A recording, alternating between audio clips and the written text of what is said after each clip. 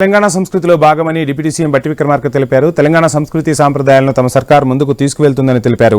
తెలంగాణలో ఈ సంస్కృతిని అనాదిగా ఆచరిస్తున్నామని చెప్పారు. లాల్ దర్వాజలో అమ్మవారికి రాష్ట్ర ప్రభుత్వం తరపున పట్టు వస్త్రాలను బట్టి సమర్పించారు.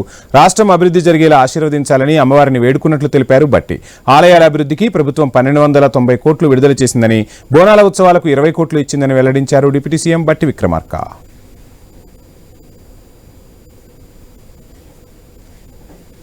రాష్ట్ర ప్రభుత్వం తరఫున ఈ రాష్ట్రాన్ని ప్రజల్ని క్షేమంగా సుభిక్షంగా చూడాలని చెప్పి అమ్మవారిని రాష్ట్ర ప్రభుత్వం తరఫు నుంచి వేడుకోవటం జరిగింది.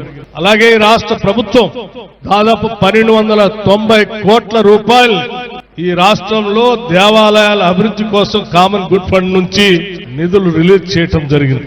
ముఖ్యంగా హైదరాబాద్ నగరంలో ఉన్నటువంటి బోనాలు ఉత్సవాలకు కూడా 20 కోట్ల రూపాయల్ని ఈ ఉత్సవాల సందర్భంగా ఏర్పాట్ల కోసం నిధుల్ని శాంక్షన్ చేయటం జరిగింది. మహంకాళి అమ్మవారి దేవాలయ చుట్టూ ప్రాంగణాన్ని అభివృద్ధి చేస్తూ మీ అందరికీ సవినయంగా తెలియజేసుకుంటూ మరొకసారి అమ్మవారి ఆశీస్సులు చల్లగా ఉండాలని వారు వేరుకుంటూ ముగిస్తా ఉన్నారు.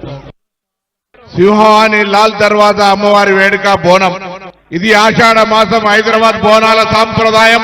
ఒక సాంప్రదాయ పద్ధతిలో ప్రజలందరూ సుఖ సంతోషాలతో ఉండాలని, సుభిక్షంగా ఆయురారోగ్యాలతో, పాడి పంటలతో, సమృద్ధి వర్షాలతో ఉండాలని ప్రతి పౌరుడు బోనాన్ని సమర్పిస్తూ కోరుకునేటువంటి ఈ అమ్మవారి వేడుక ప్రభుత్వం తరఫున అన్ని ఏర్పాట్లు చేసినాం.